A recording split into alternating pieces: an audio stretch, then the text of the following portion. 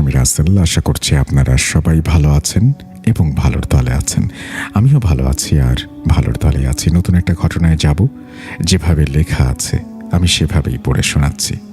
এই ঘটনাটির শিরোনাম তিনি দিয়েছেন নিঝুম রাতের নিস্তব্ধ যাত্রী। স্থান ঢাকা সিলেট মহাসড়ক, নরসিংদীর কাছাকাছি একটি এলাকা। রাসেল ভাই এবং ভূত.কমের সমস্ত শ্রোতাদের আমার সালাম। আমার নাম আরিফ, ছদ্মনাম। আমি পেশায় একজন সফটওয়্যার ইঞ্জিনিয়ার। চাকরির সূত্রে আমাকে ঢাকাতেই থাকতে হয়, তবে আমার গ্রামের বাড়ি সিলেটে। ঘটনাটি ঘটেছিল আজ থেকে ঠিক 2 বছর আগে, নভেম্বর মাসের এক কনকনে শীতের রাতে। সেদিন অফিস শেষ করতে করতে রাত প্রায় 11:30 বেজে যায়। পরের দিন শুক্রবার থাকায় ভাবলাম রাতেই সিলেটের উদ্দেশ্যে রওনা দেব। নিজের প্রাইভেট কারটা নিয়ে নিজেই ড্রাইভ করছিলাম। শীতের রাত হওয়ায় রাস্তাঘাট বেশ ফাঁকা ছিল। কাঁচপুর ব্রিজ পার হওয়ার পর গাড়ির গতি কিছুটা বাড়িয়ে দিলাম। গাড়ির স্পিকারে মৃদু আওয়াজে গান বাজছিল আর আমি হাইওয়ের দিকে মনোযোগ দিয়ে ড্রাইভ করছিলাম। তখনও জানতাম না প্রকৃতির এই নিস্তব্ধতার আড়ালে আমার জীবনের সবচেয়ে ভয়ঙ্কর অভিজ্ঞতা অপেক্ষা করছে। রাত যখন 1:45, আমি নরসিংদী পার হয়ে একটু ভেতরের দিকে অন্ধকার হাইওয়েতে ঢুকলাম। হঠাৎ করেই চারপাশটা প্রচণ্ড কুয়াশায় ঢেকে গেল। কুয়াশা এতটাই ঘন ছিল যে হেডলাইটের আলোতেও সামনের 10 ফুট রাস্তা পরিষ্কার দেখা যাচ্ছিল না। বাধ্য হয়ে গাড়ির গতি কমিয়ে ঘন্টায় 30-40 কিলোমিটার করলাম। এসি বন্ধ থাকা সত্ত্বেও গাড়ির ভেতরের তাপমাত্রা কেমন যেন অস্বাভাবিকভাবে কমতে শুরু করলো। আমার হাতের আঙুলগুলো ঠান্ডায় প্রায় জমে যাচ্ছিল। ঠিক তখনই গাড়ির ড্যাশবোর্ডের ডিজিটাল ঘড়িটার দিকে চোখ গেল। ঘড়িটা অদ্ভুতভাবে কাঁপছিল। 1:59 থেকে হুট করে সময়টা দেখালো 2:30। আমি কিছুটা অবাক হলাম, ভাবলাম হয়তো সিস্টেমের কোনো ত্রুটি। ঠিক সেই মুহূর্তেই গাড়ির অ্যান্ড্রয়েড প্লেয়ারে চলতে থাকা গানটা হঠাৎ বন্ধ হয়ে গেল। স্পিকার থেকে একটা অদ্ভুত খড় খড় শব্দ আসতে লাগলো, ঠিক যেমনটা পুরনো রেডিওতে টিউনিং করার সময় হয়। আমি হাত বাড়িয়ে প্লেয়ারটা বন্ধ করতে গেলাম, পারলাম না। টাচ স্ক্রিনটা পুরোপুরি ফ্রিজ হয়ে গিয়েছিল। ঠিক এই সময়, এই রহস্যময় পরিস্থিতির মাঝেই কুয়াশার মধ্য থেকে রাস্তার বাঁ পাশে একটা অবয়ব দাঁড়িয়ে থাকতে দেখলাম। দূর থেকে দেখে মনে হলো কেউ একজন হাত উঁচিয়ে লিফট যাচ্ছে। এত রাতে এই ঘন কুয়াশায় আর নির্জন হাইওয়েতে কাউকে দাঁড়িয়ে থাকতে দেখে আমার ভেতর একটা খটকা লাগলো।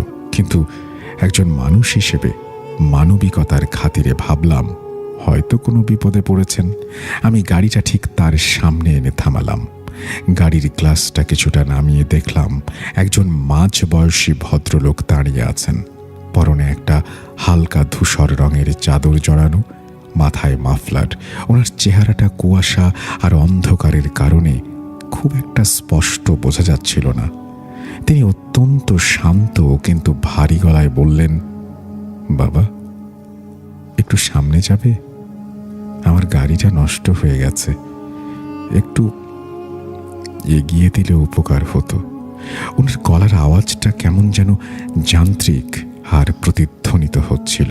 আমি কোনো কিছু না ভেবেই পেছনের সিটের দরজাটা আনলক করে দিলাম। উনি পেছনের সিটে এসে বসলেন।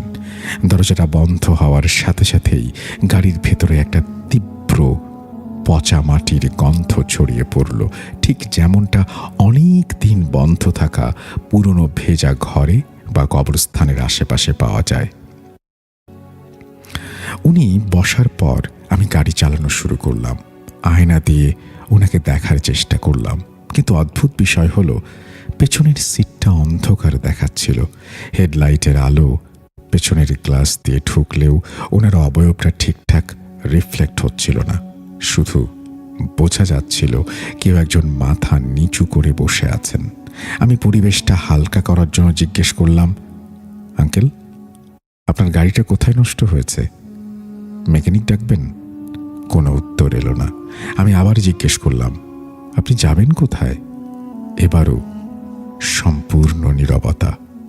আমি ভাবলাম উনি হয়তো ক্লান্ত বা কথা বলতে চাচ্ছেন না, কিন্তু ঠিক তখনই আমি লক্ষ্য করলাম আমার গাড়ির পেছনের সিটের সিট বেল্ট ওয়ার্নিং সেন্সরটা জোরে জোরে বিপ করতে শুরু করেছে।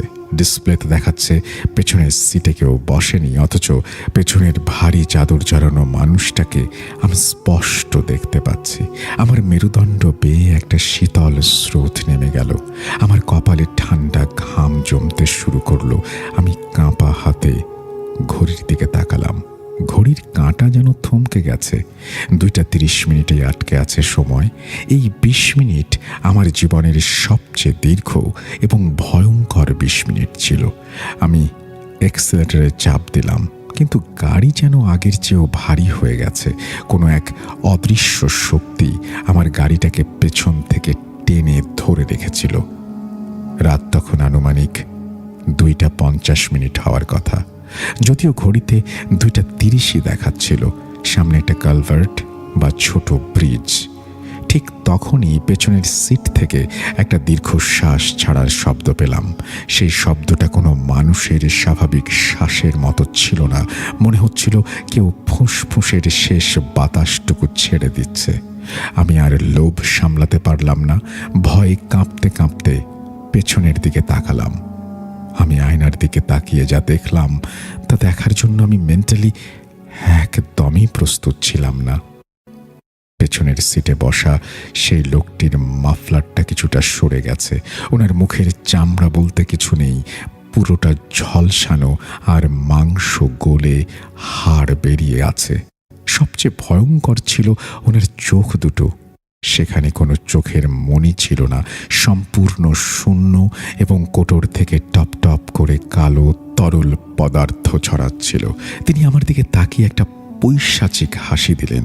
সেই হাসির শব্দে আমার গাড়ির উইন্ডশিল্ডের কাঁচটা মাঝখান থেকে চড়চড় করে ফেটে গেল। ভয়ে আমার হাত থেকে গাড়ির স্টিয়ারিং ছুটে গেল। গাড়িটার নিয়ন্ত্রণ হারিয়ে রাস্তার পাশে একটা বড় গাছের দিকে ছুটে যাচ্ছিল।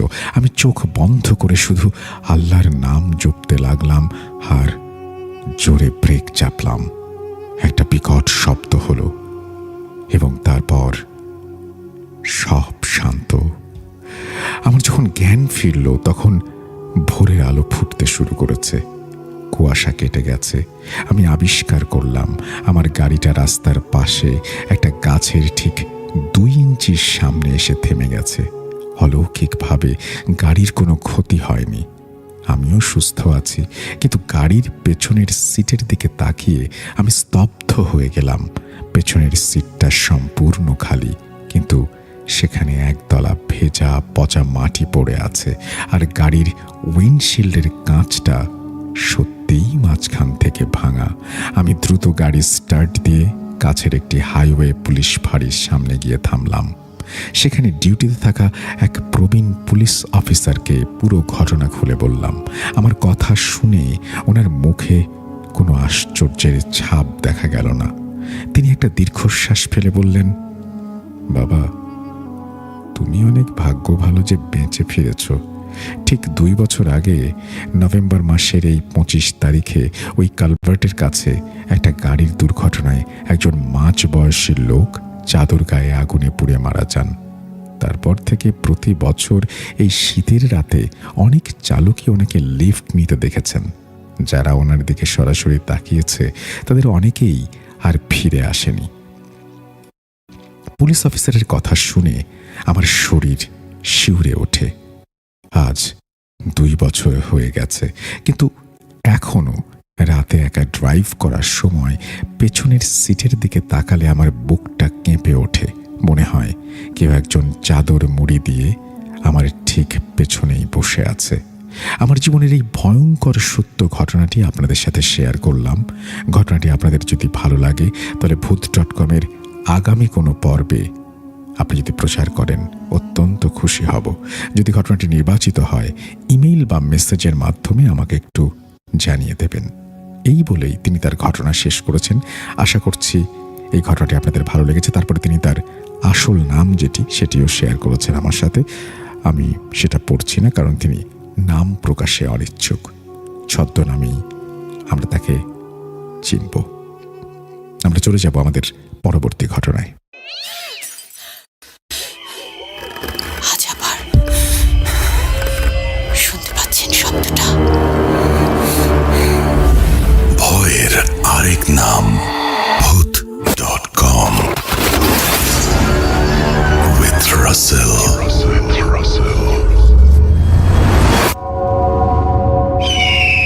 Welcome back. আপনাদের সবাইকে স্বাগত জানাচ্ছি আমি রাসেল। আশা করছি আপনারা সবাই ভালো আছেন এবং ভালোর দলে আছেন। আমিও ভালো আছি আর ভালোর দলে আছি। নতুন একটা ঘটনায় যাব, যেভাবে লেখা আছে আমি সেভাবেই পড়ে শোনাচ্ছি। আসসালামু আলাইকুম রাসেল ভাই ও প্রিয় শ্রোতা বন্ধুরা। আশা করি আপনারা সবাই ভালো আছেন, সুস্থ আছেন। আমি নুসরাত জাহান অনন্যা বলছি, টাঙ্গাইল জেলার মির্জাপুর থেকে। আমি অনেক দিন ধরেই ভূত.com শুনে আসছি, কিন্তু কখনো কোনো ঘটনা পাঠানো হয়ে ওঠেনি। কোনো ঘটনা পাঠানোর সময় বা সুযোগ কোনোটাই হয়ে ওঠেনি। তাই আজ সময় করে লিখতে বসলাম। আমি যে ঘটনাটি লিখছি, এই ঘটনাটি ঘটে আমার দাদুর সাথে। প্রথম দিকে দাদু ঘটনাটি বলতে রাজি না হলেও শেষমেশ আমার জেদের কারণে দাদু ঘটনাটি বলতে রাজি হয়। তবে আমি যেহেতু এই প্রথম ঘটনাটি লিখছি, তাই জানি না কতটা গুছিয়ে লিখতে পারবো। তবে আমি সর্বোচ্চ চেষ্টা করব। আমার লেখার মাঝে অনিচ্ছাকৃত ভুল ত্রুটি ক্ষমা সুন্দর দৃষ্টিতে দেখার অনুরোধ রইল। কথা না বাড়িয়ে সরাসরি চলে যাচ্ছি ঘটনায়। বলছেন দাদু, আমার বড় ভাবির সাথে অনেক আগে থেকেই একটা পিশাচ থাকতো। জিনটি ছিল খুবই খাটো, কপালে বড় সিঁদুরের ফোঁটা আর হাতে গলায় সুতো দিয়ে কিছু একটা বাঁধা। তো আমার বড় ভাবিকে যখন একজন হুজুর দেখিয়েছিল, তখন আমার সাথেও একটি জিন হাজির হয়। কিন্তু সবাই জানে যে আমার সাথে কোনো জিন বা অতি প্রাকৃত কিছুই নেই। এরপর আমার শাশুড়ি সেই হুজুরকে বলেন, দেখি না বাবা, আমার বিমা এমন করছে কেন? তখন হুজুর দেখেন আমার সাথে একটা জিন আছে। অনেক চেষ্টা করেছেন সেই জিনকে ছাড়ানোর, কিন্তু ব্যর্থ হন। এরপরে তাঁর ওস্তাদের ঠিকানা দিয়ে বলেন, এইটাকে তাড়ানো আমার পক্ষে সম্ভব না। আপনার আমার দেওয়া ঠিকানায়, অর্থাৎ আমার ওস্তাদের কাছে যেতে হবে। তো সেই হুজুরের কথা মতো আমার ভাসুর, আমার ভাসুরের বউ এবং তার ৬-৭ বছরের একটা মেয়ে সেই ওস্তাদের কাছে যায়। সেই ওস্তাদ দেখতে খুবই লম্বা আর চিকন। যাওয়ার সাথে সাথেই সেই ওস্তাদ আমার হাতে কবরস্থান থেকে তুলে নিয়ে আসা লাশের হাড় ধরিয়ে দেয়। আমি, অর্থাৎ আমার সাথে থাকা সেই জিন, সেই হাড়টাকে দূরে ছুঁড়ে ফেলে দেয় এবং আমার সাথে থাকা জিনটি বলে ওঠে, তুই আমার হাতে হাড় দিলি। আমার বয়স ১৬৫ বছর। ওস্তাদ বয়স শুনে অবাক হয়ে যান। জিনটি আরও বলে, আমাকে এভাবে কষ্ট দিস না। আমাকে তাড়ালে ইহকাল এবং পরকাল ভালো হবে না। তখন ওস্তাদ বলেন, এই জিনকে তাড়ানো সম্ভব না। জিনটি আমাদের বাড়িতে একটি আসন চায়, আর এই কথাটি সে ওস্তাদকে জানায়। তখন ওস্তাদ আমাদের বলেন, যেখানে আসন দিতে বলে সেখানে একটা আসন দিয়ে দাও। তো এরপর রাত হয়ে যায়। আমার সেই ওস্তাদের এলাকাতেই আমাদের একটা আত্মীয়ের বাড়িতে আমরা থেকে যাই। পরদিন সকালে আত্মীয়ের বাড়ি থেকে আসার সময় একটি হাসনাহেনা ফুল দেখতে পাই। বলে রাখা ভালো, 1 বছরে সেই গাছে একটা হাসনাহেনা ফুলই ফুটেছে। ফুলটি আমার খুবই পছন্দ হয়। মনে করিয়ে দেয়া ভালো যে আমার সাথে কিন্তু তখনও সেই জিনটি আছে। তো আমি আমার ভাসুরের সেই ছোট্ট মেয়েটিকে শিখিয়ে দিলাম, তুই ওই হাসনাহেনা ফুলটা নিয়ে আয়। ওইটা ছাড়া কিন্তু তুই যাবি না। সে তো ছোট মানুষ, সেও ওই ফুলটার জন্য কান্নাকাটি শুরু করে দেয়, কারণ এমনিতেও ওই গাছে 1 বছরে মাত্র একটা ফুল ফুটেছে। ওই বাড়িতে আরও ছোট ছোট বাচ্চারা আছে, তারা কিছুতেই ওই ফুলটা দেবে না। অবশেষে আমার ভাসুরের মেয়ের কান্নাকাটির কারণে তারা ফুলটি দিতে বাধ্য হয়। আমার ভাসুরের মেয়ে ফুলটি নিয়ে আমার কাছে আসার সাথে সাথেই আমি সেই ফুলটি ধরি, তার হাত থেকে নিয়ে নিই। এরপর একটা ভ্যান গাড়িতে করে আমরা বাড়ির উদ্দেশ্যে রওনা দিই। মাঝপথে এসে দেখি আমার হাতের সেই হাসনাহেনা ফুলটি আমার হাতে নেই। সবাই বলছিল, ফুলটি তো তোমার হাতেই ছিল, কোথায় গেল? আমি যেন ফুলটি হারিয়ে একদম পাগল হয়ে গেছি। আমি শুধু বলছিলাম, আমার ফুল কোথায়? এরপর আমরা সবাই আমাদের বাড়িতে পৌঁছাই। আমি নদীতে গোসল করতে যাই। তখনই উপর থেকে ফুলটা আমার সামনে এসে পড়ে। আশেপাশে কোনো মানুষ ছিল না। ফুলটি এখানে আসলো কিভাবে? কে ফেললো? আমি আর তখন এত কিছু ভাবিনি। আমি ফুল পেয়ে গেছি, ভীষণ খুশি। আমি ফুলটি এনে ঘরে রাখি। ফুলটি আবারও হারিয়ে যায়। এরপরে আমি আর ফুলটি খুঁজে পাইনি। কিন্তু ফুলটি হারিয়ে গেলেও আমাদের ঘরে সুন্দর একটা গন্ধ আসছিল। আমি সহ সবাই সেই গন্ধটা পেয়েছিলাম। আমি সেই ফুলটিকে বারবার হারিয়ে ফেলি। সেই ফুলটি রাখতে পারলে আমাদের উপকার হতো। তারপর একদিন আমরা সবাই কথা বলছিলাম, তখন দাদা আমাকে জিজ্ঞেস করে, দেলোয়ারের কি খবর? ও কেমন আছে একটু বলতো। বলে রাখা ভালো, দেলোয়ার আমার বড় ছেলে, আর ও তখন বিদেশে থাকতো। তখন আমি বলি, দেলোয়ার খুবই কষ্টে আছে, কষ্ট করে কাজ করছে। আশ্চর্যজনক হলেও এটাই সত্যি যে আমি যা যা বলেছিলাম আমার বড় ছেলের বিষয়ে কয়েকদিন পর চিঠিতে আমি তাই তাই জেনেছি। আমার সাথে যে জিনটি থাকতো, ও 6 মাসের রাস্তা, অর্থাৎ 6 মাস ভরে যতটুকু রাস্তা অতিক্রম করা যাবে তার মধ্যে কি কি হবে, হচ্ছে, এসব বলতে পারতো। আমার সাথে যে জিনটি আছে এটা জানার আগে আমি ভীষণ অসুস্থ ছিলাম। পরবর্তীতে জানতে পারি আমার সাথে যে জিনটি আছে সেই আমাকে অসুস্থ রাখত, যা জিনটি নিজেই বলেছে। এই জিনটি আমাকে 5 ওয়াক্ত নামাজ আদায় করতে বলতো। কোনো কোনো কারণে নামাজ বাদ দিলে আমি অসুস্থ হয়ে যেতাম। আমার সাথে যখন জিন হাজির হতো তখন সে শুধু বলতো, ফুল বাগানে থাকি আমি, ফুলের মালা গাঁথি। আমি যখন নামাজ পড়তাম তখন আমার সাথে 7 জন জিন নামাজ পড়তো। আল্লাহর অশেষ রহমতে আমার করা চিকিৎসায় অনেক রোগী সুস্থ হয়েছে। কিন্তু আমি তাদের চিকিৎসা করার বিনিময়ে কিছু চাইতাম না। শুধু বলে দিতাম রোগী সুস্থ হলে মসজিদে কিছু দিয়ে দিতে। কারণ আমার সাথে থাকা জিনেরা আমাকে বলে দিয়েছিল আমি যেন রোগীদের চিকিৎসা করার বিনিময়ে তাদের কাছ থেকে কিছু না নেই। আমার সাথে থাকা সেই 7 জন জিন ছিল 7 ভাই। তারা এখন 7 সমুদ্রের ওপারে থাকেন। শুরুতেই বলেছিলাম আমার বড় ভাবির সাথে একটা পিশাচ থাকতো, সেই কারণে তিনি ভীষণ অসুস্থ থাকতেন। তাকে আমি চিকিৎসা করে সুস্থ করেছি। আমার সাথে থাকা জিনটিকে ভোগ বা খাবার দিতে হতো দুধ আর কলা, আর আমার বড় ভাবির সাথে থাকা পিশাচকে ভোগ দিতে হতো মাছ পুড়িয়ে। আর তাদেরকে ভোগ দিতে হতো চৈত্র মাসে, যখন হিন্দুদের ঢাকের বাড়ি পড়ত। তাদের বলে দেয়া একটা নির্দিষ্ট স্থানে সেটি দিয়ে আসতে হতো। আমার বড় ভাবির সাথে থাকা পিশাচকে সময় মতো ভোগ না দিলে সে ভীষণ জ্বালাতন করত। ওইটার ছায়া সব সময় আমার আশেপাশে ঘুরত। এই বলে দাদু তার সাথে ঘটে যাওয়া ঘটনা শেষ করেন। আজও আমার দাদুর সাথে একটা জিন থাকে। এবং বলে রাখা ভালো, আমার দাদু যখন এই ঘটনাটি বলছিলেন তখন তার সাথে থাকা জিনটি আবারও হাজির হয়। আমি ভীষণ ভয় পেয়েছিলাম, ভেবেছিলাম হয়তো এই ঘটনাটি আর পাঠানো হবে না। পরবর্তীতে দাদুই আমাকে আশ্বস্ত করেন এবং বলেন ঘটনাটি শেয়ার করতে। ঘটনাটি সিলেক্টেড হলে জানাবেন। এই বলেই আপনি আপনার ঘটনা শেষ করেছেন। ধন্যবাদ আপনাকে। আশা করছি এই ঘটনাটি যারা শুনলেন তাদের কাছে ভালো লেগেছে। আমি আসলে ঘটনাটি একটু বুঝতে আমার কষ্ট হয়েছে। আমার কাছে মনে হয়েছে যিনি ঘটনা বলছেন তিনি আমি ঠিক জানি না যে তার কাছে তিনি তার ভাবির ঘটনা বলছেন এবং তার নিজের ঘটনাও বলেছেন, এবং যিনি ঘটনা তার দাদির কাছ থেকে শুনেছেন তিনি আবার বর্ণনা করছেন। তো যাই হোক, আমার কাছে মনে হয় যে কিছুটা অপরিষ্কার থাকলেও ঘটনাটি আপনাদের খারাপ লাগেনি। আমরা চলে যাব আমাদের পরবর্তী ঘটনায়। আজ আবার শুনতে পাচ্ছেন শব্দটা? ভয়ের আরেক নাম ভূত.com with Russell.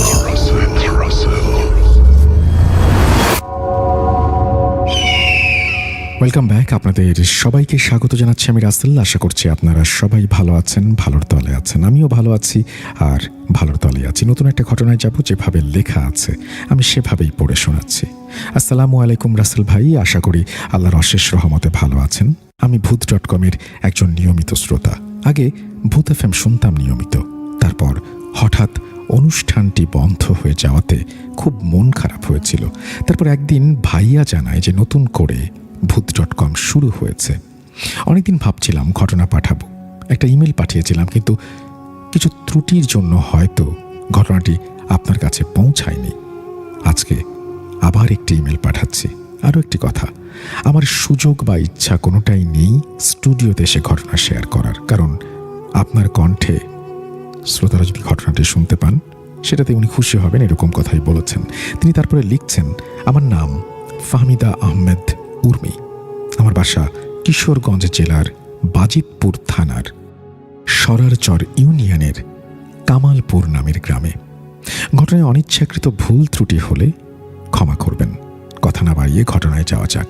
আজকে যে ঘটনাটি শেয়ার করব সেই ঘটনাটি আমার আম্মুর ছোট মামা অর্থাৎ আমার নানার কাছ থেকে শোনা। আমরা ওনাকে ছোট নানা ভাই বলে ডাকি। ওনার সাথে যতবারই আমাদের দেখা হয়েছে ততবারই নানা ভাই ওনার এবং ওনার পরিচিত মানুষদের সাথে ঘটে যাওয়া অতি প্রাকৃতিক ঘটনা আমাদের শোনাতেন। আমরাও খুব আগ্রহ নিয়ে শুনতাম সেই ঘটনাগুলো। আমরা সব খালাতো ভাই বোনেরা নানা ভাইয়ের চারপাশে বসে ভৌতিক ঘটনা শুনতাম, ভয়ও পেতাম খুব, তবুও শুনতাম।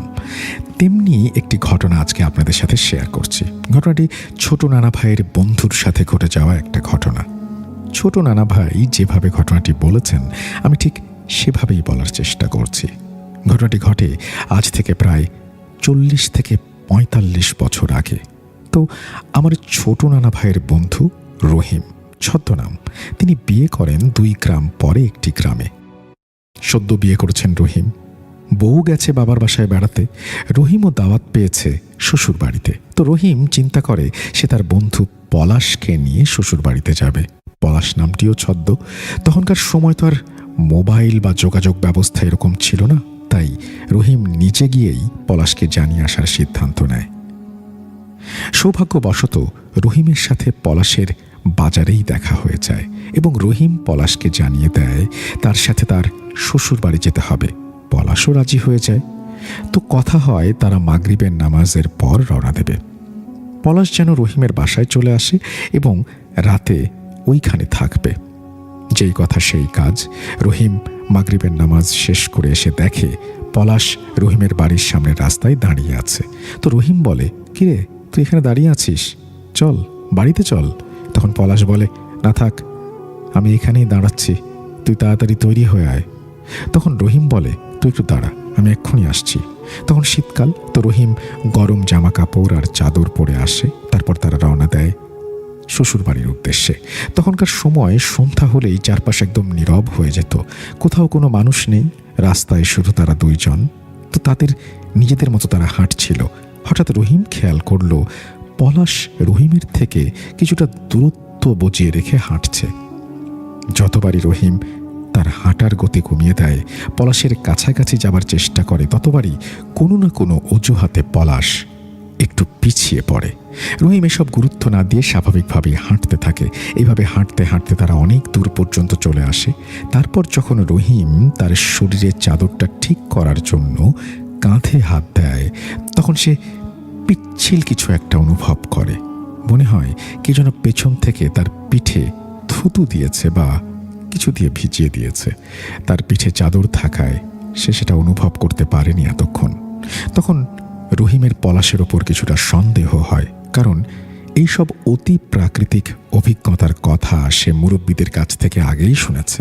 তারপর রহিম তার হাঁটার গতি কমিয়ে পলাশের বরাবর আসতেই আর চোখে পলাশের দিকে তাকায়। তখন সে দেখতে পায় সম্পূর্ণ অন্য চেহারার কেউ তার সাথে হাঁটছে এবং কিছুক্ষণ পর পর সে মুখে হাত দিয়ে দেখছে তার চেহারার কোনো পরিবর্তন ঘটছে কিনা। তখন এটা দেখার পর রহিমের আর বুঝতে বাকি রইল না যে খারাপ কিছুর খপ্পরে সে পড়েছে। তার সাথে খুব খারাপ কিছু ঘটতে চলেছে, কোনো বদজিন তার ক্ষতি করার উদ্দেশ্যে পিছু নিয়েছে। তখন রহিম চিন্তা করে সাথের ওই পলাশরূপী খারাপ জিনকে জানতে দেয়া যাবে না যে রহিম সব বুঝতে পেরেছে।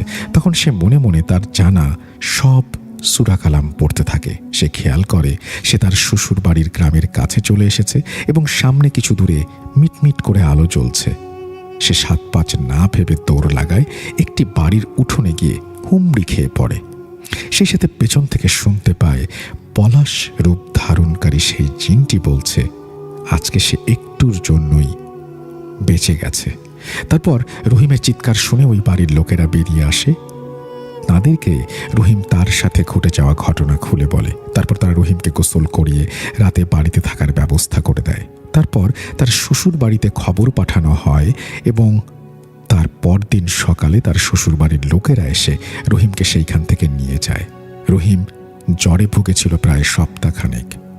তারপর তার বাড়ির লোকজন তাকে একটা ভালো কবিরাজের কাছে নিয়ে যায়।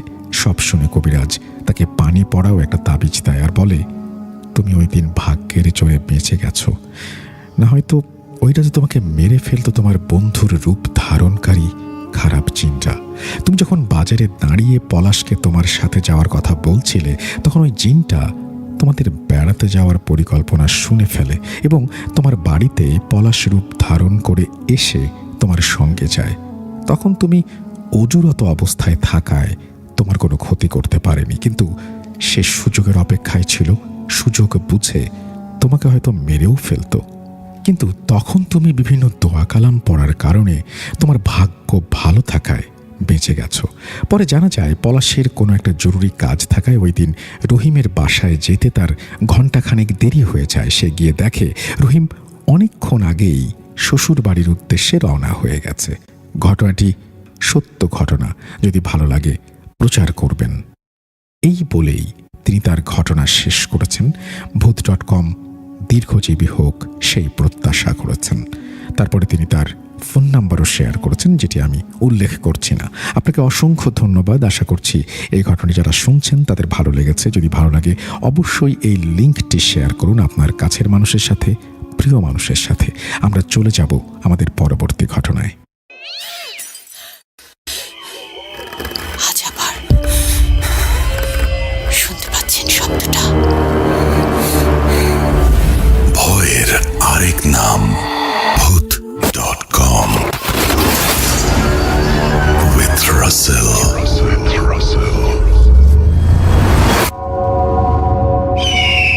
Welcome back. আপনাদের সবাইকে স্বাগত জানাচ্ছি আমি রাসেল। না, পরে আর কোনো ঘটনা না, এই ছিল আমাদের আজকের রবিবারের বিশেষ আয়োজন। আজকের মতো বিদায় নিচ্ছি, কথা হবে আবারও আগামীতে। সেই পর্যন্ত সবাই ভালো থাকুন, সুস্থ থাকুন, মোস্ট ইম্পর্টেন্টলি ভূত.com এর সাথে থাকুন। আল্লাহ হাফেজ।